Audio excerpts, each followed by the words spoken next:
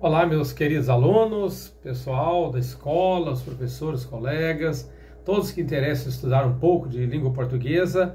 Aqui é o canal do professor Bonifácio e eu gostaria de convidá-lo para que você possa fazer sua inscrição no meu canal e para que você possa acompanhar nosso trabalho acionando o sininho aí, né? Você aciona o sininho para você receber as minhas aulas, avisos de lives minhas. Hoje a nossa aula, o tema traz literatura, renascimento e o período humanismo. Então nossa aula hoje é sobre literatura, humanismo e o período do renascimento na nossa história literária. Nós vamos primeiro olhar o conteúdo, né, que teremos agora nessa live, nessa aula de língua portuguesa com seu amigo, professor Bonifácio. O conteúdo, como eu falei, retomar um pouquinho, né, o período do trovadorismo, lembrar um pouquinho e pensar no renascimento e no humanismo. Então, antes nós temos o período literário do trovadorismo, que é o primeiro período conhecido, e logo vem o período do renascimento e humanismo. Quais são os objetivos que nós queremos para você, para todos que acessarem essa aula? É conhecer o período do renascimento, um período muito rico, muito importante, analisar as visões de mundo referentes ao período do humanismo, né, e reconhecer diferenças entre o trovadorismo e o humanismo. É muito importante você reconhecer diferenças entre o trovadorismo e o humanismo. Nós entendemos que esses períodos literários são períodos importantíssimos, né? E, por exemplo, nós temos no período do humanismo, nós temos uma história, né? Uma personagem importantíssima dos grandes escritores, pintores, cientistas da arte no passado, que foi o Leonardo da Vinci. E ele pintou, escreveu de uma forma espetacular. E ele escreveu famosos desenhos, né, que acompanhava as viagens, né, das pessoas, a arquitetura, sobre seu diário A Volta ao Mundo, né? Ele fez pintura daquilo que ele conheceu ao redor do mundo, que ele fez uma viagem ao redor da Terra, conhecida na época, no ano de 1490. E nós vimos que ele desenhou o homem vitruviano nessa época da viagem dele. Então, ele foi um cara muito para frente, muito inteligente, e foi no começo dessa época. Nós vimos que no final do antropocentrismo, ou seja, do trovadorismo, né, veio porque foi criada uma nova vertente, uma nova realidade. Durante séculos do trovadorismo, né, da Idade Média e do começo dos séculos, nós vimos que a igreja exerceu uma enorme influência sobre a sociedade e o seu modo de pensar.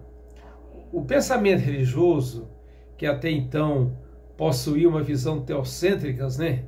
Teocêntrica, Deus, teós, Deus, no centro das preocupações humanas.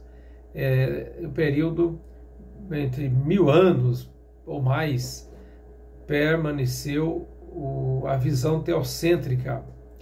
E após isso deu lugar a uma visão antropocêntrica. Antropos, homem, no centro das realizações do universo humano. Por ser um movimento de transição, o humanismo apresentava tanto as características do modo medieval do pensamento, quanto do novo modo de pensar religioso. Ou seja, havia uma tensão entre essas duas visões, porém existia um predomínio da visão antropocêntrica.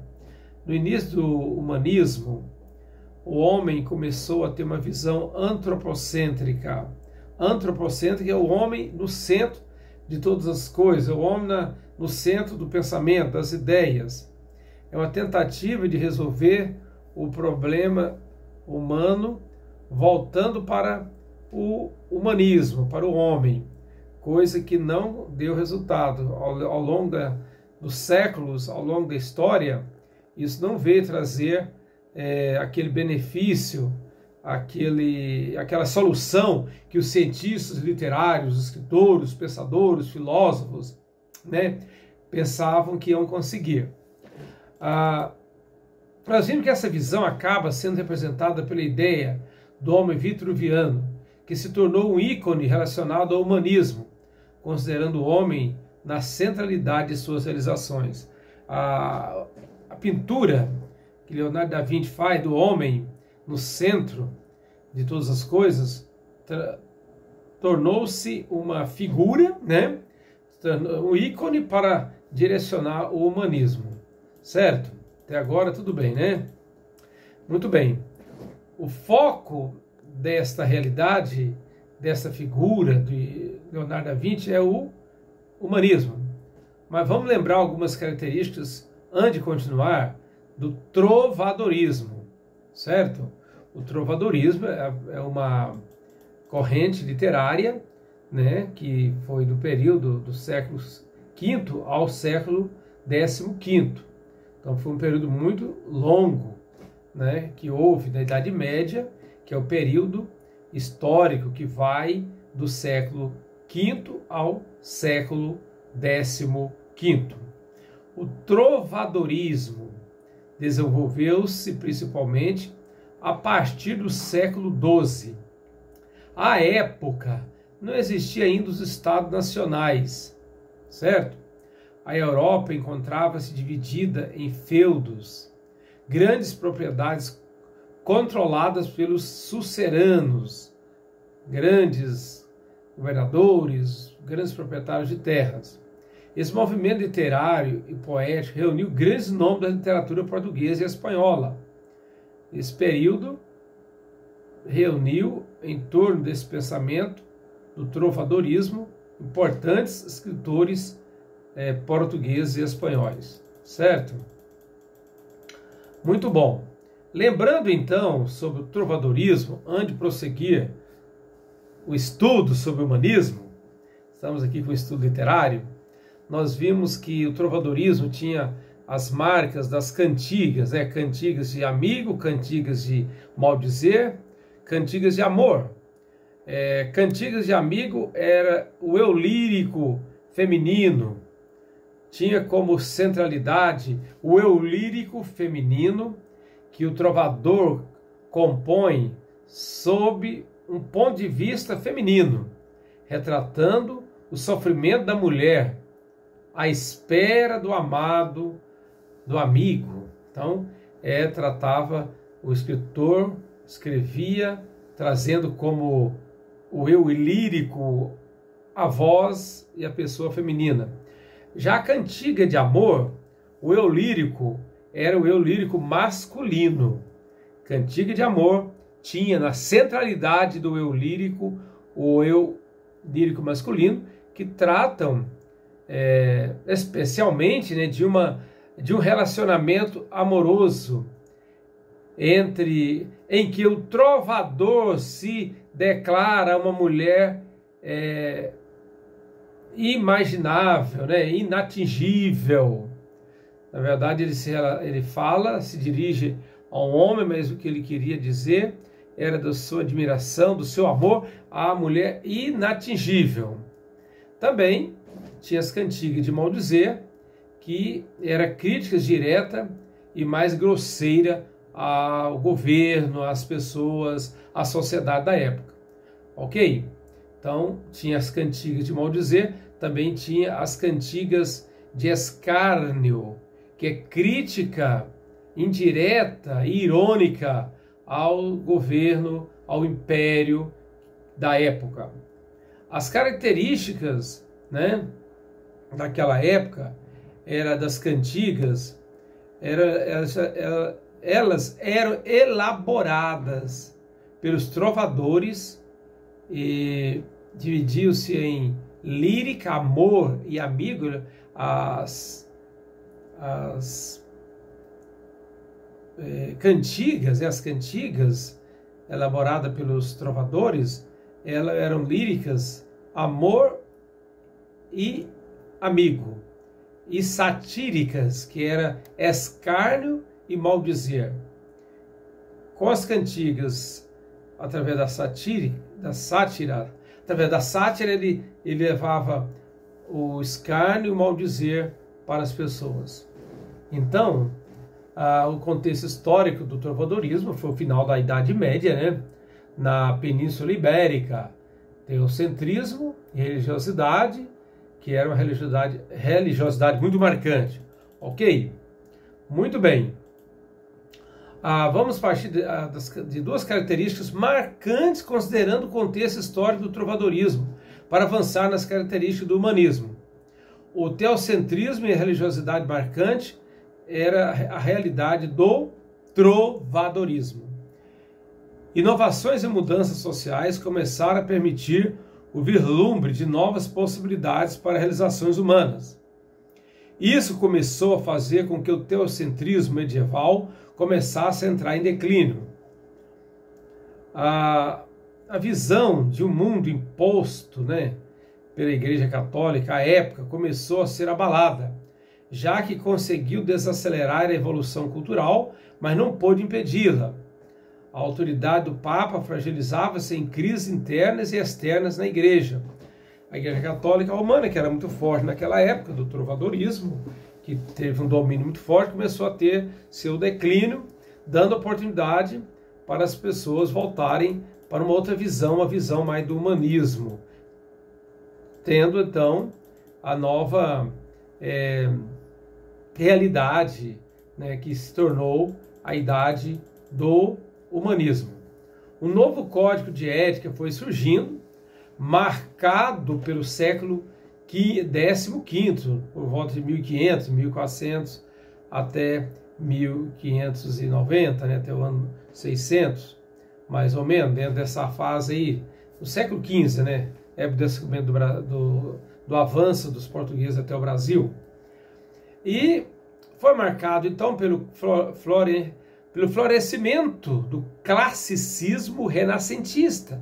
O grande período do classicismo renascentista, caracterizado sobretudo pelo resgate da herança greco-romana e pela retomada do ser humano como medida para todas as coisas, ter o homem no centro, o homem como referência para tomar medida de todas as coisas, promovendo o florescimento de uma nova cultura.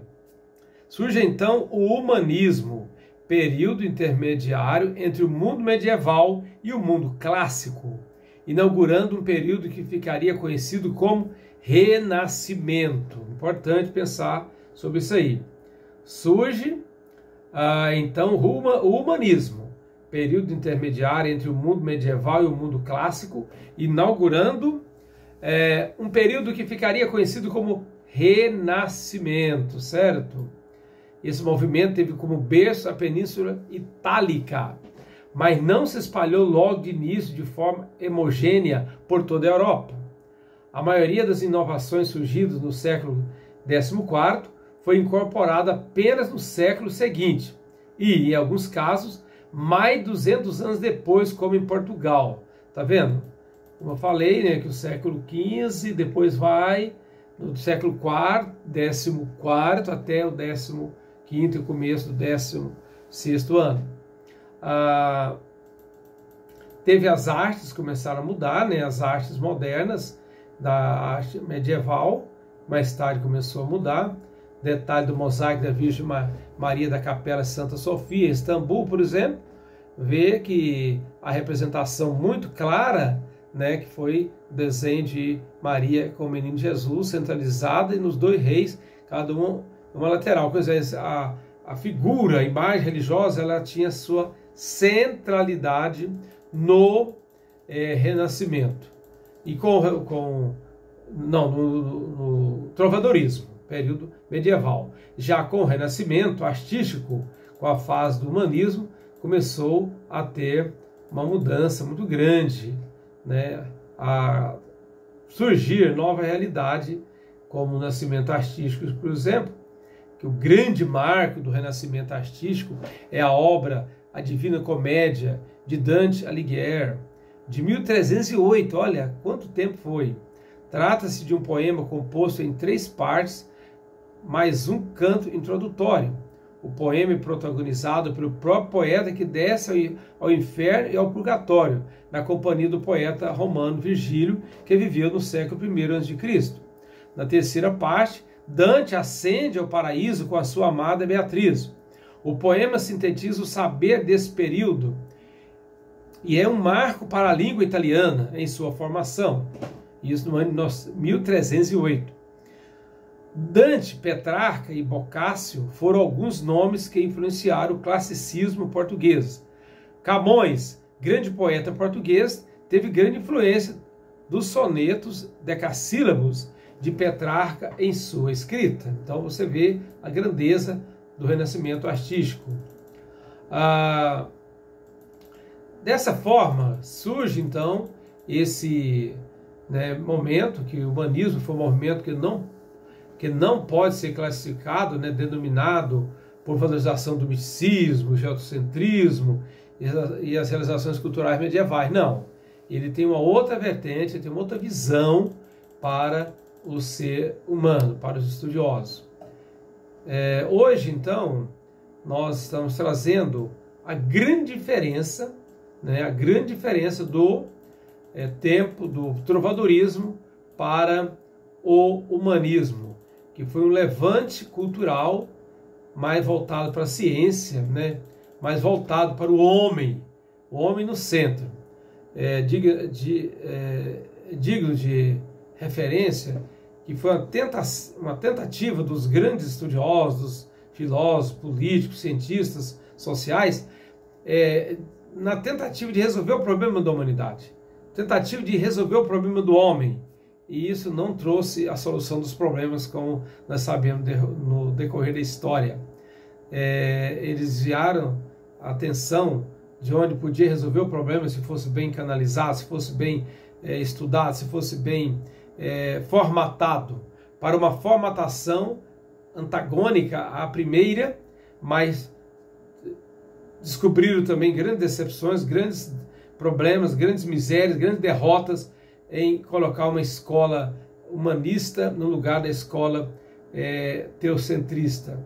Então é muito perigoso essas invenções, essas novidades que acham que vão resolver o problema da humanidade.